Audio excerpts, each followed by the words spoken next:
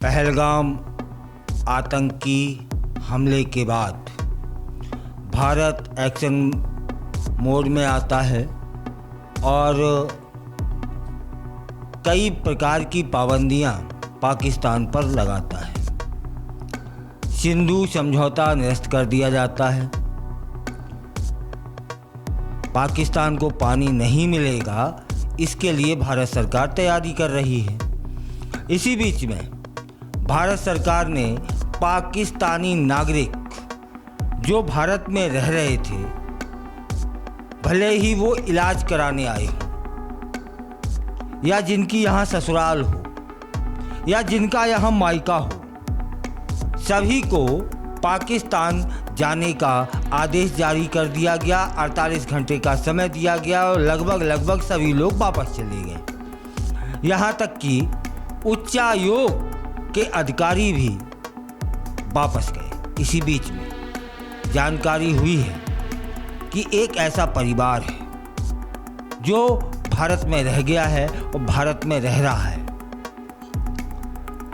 यह हरियाणा के फतेहाबाद में पाकिस्तान के पूर्व सांसद जिनका नाम है दवाया राम का परिवार यहाँ पर रह रहा है और इस परिवार में 6 लोगों को भारत की नागरिकता अभी तक मिल चुकी है और अन्य लोगों के आवेदन भारत सरकार के पास हैं।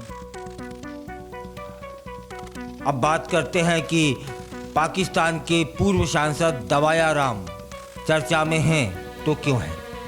क्योंकि वह यहाँ पर कुल्फियों को बेचकर, आइसक्रीम को बेचकर अपने परिवार का गुजारा कर रहे हैं, लेकिन पाकिस्तान नहीं जाएंगे क्योंकि कुछ ना कुछ तो पाकिस्तान ने ऐसा उनके साथ किया होगा। जो जानकारी आई है वह कि रतिया क्षेत्र में एक रतनगढ़ गांव है, वहां पर रिक्शा पर गांव-गांव कुल्फियां बेचते हैं, आइसक्रीम बेचते हैं दवाया राम। इनकी कहानी बहुत दर्द भरी है। दवाया राम का जन्म पाकिस्तान के पंजाब में 1947 का जब बंटवारा हुआ था उसके करीब 2 साल पहले हो चुका था और 1947 के बंटवारे के समय उनका परिवार के जो पूर्वज थे वे पाकिस्तान में ही रह गए और बचपन और जीवन उनका जैसे तैसे बीतने लगा। उनके परिवार पर धर्म परिवर्तन के लिए भी कईयों बार दबाव बनाया गया, लेकिन उन्होंने धर्म नहीं बदला।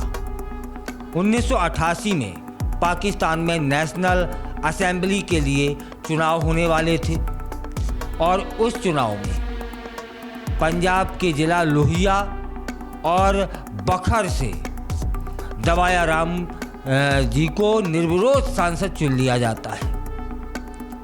उन्होंने पीपुल्स पार्टी की नेता बेनजीर भुट्टो को वोट दिया और उनकी मदद की और वे प्रधानमंत्री बने। पाकिस्तान में दवाया राम के सांसद बनने के बाद भी उनकी जो मुश्किलें थीं वह कम नहीं हुई। उनकी एक रिश्तेदारी में एक बेटी थी जिसको पाकिस्तानी के जो कुछ कट्टरपंथी हैं, कुछ क्या वहाँ तो अधिकांश कट्टरपंथी हैं, वे लोग उस बच्ची को उठा ले जाते हैं और जबरन उसके साथ शादी कर लेते हैं। तब फिर दवाया राम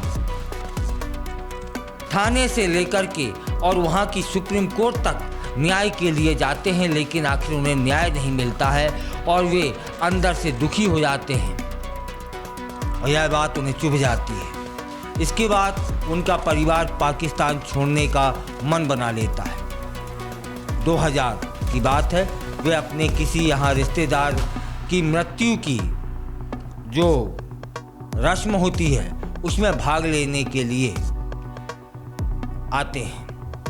माने उनके परिवार के 13 सदस्य कुल मिला के 35 लोग पाकिस्तान से भारत का वीज़ा प्राप्त करके रोहतक आ जाते हैं। तब फिर वहीं रहने लगते हैं। बाद में वहाँ से फतेहाबाद के गांव रतनगढ़ में आकर वे बस जाते हैं। दवाया राम स्वयं बताते हैं कि उनके 7 बच्चों के रिश्ते भारत में आने के बाद उनकी बिरादरी में हो चुके हैं। अब उनके आगे भी बच्चे हो गए हैं। वे पाकिस्तान कभी वापस नहीं जाना चाहते, क्योंकि वहाँ पाकिस्तान ने पीड़ा दी, जबकि उन्होंने तो एक प्रधानमंत्री भी बनवाया। जबरन वहाँ बच्चियों के साथ, हिंदू बच्चियों के साथ शादी कर लेते हैं। और जब न्याय मांगने चाहते हैं तो थाने से लेकर के सुप्रीम कोर्ट तक न्याय नहीं मिलता है, जबकि दयाराम स्वयं सांसद थे। इसलिए भारतीय नागरिकता प्राप्त करने के लिए राजनीतिक पार्टियों के पास भी गए, लोगों ने उनकी मदद की और कुछ समय पहले पाकिस्तान से भारत आए सभी लोगों को भारतीय नागरिकता के तहत उन्हें आधार कार्ड, राशन कार्ड और वोटर कार्ड बना दिया गया। दवाया राम बताते हैं कि उनके परिवार के बच्चे मेहनत करते हैं, मजदूरी करते हैं, लेकिन यहाँ खुश हैं। उस दर्द भरी जिंदगी जीने से अच्छा है हम यहाँ ही रहेंगे, क्योंकि भारत में आपस में भाईचारा है, वहाँ ऐसा नहीं है। पाकिस्तान में उनके माँ बाप ने उनका नाम मालूम है देशराज रखा था, लेकिन चुनाव से पहले जब उनके पास वोटर कार्ड आता है तब फिर उसमें अधिकारियों ने उनका नाम बदल दिया जाता है स्वयं। उन्होंने गूगल पर खोजने के बाद पाकिस्तान की नेशनल असेंबली के 1988 की सूची में 40वें नंबर पर अपना नाम क्या देखा था, अल्लाह दबाया। माने दबाया राम से वे अल्लाह दबाया जबरदस्ती पाकिस्तानियों ने बना दिया। उनकी मंशा है कि उनके बच्चे यहीं रहें, यहीं नौकरी करें, यहीं रोजगार पाएं और तब उनके सभी अरमान पूरे होंगे। इस बीच में एक जानकारी और हासिल हुई कि पुलिस ने भी दवाया राम को पूछताछ के लिए बुलाया था। तब फिर दवाया राम बताते हैं कि अब उनका परिवार 34 सदस्यों का हो चुका है।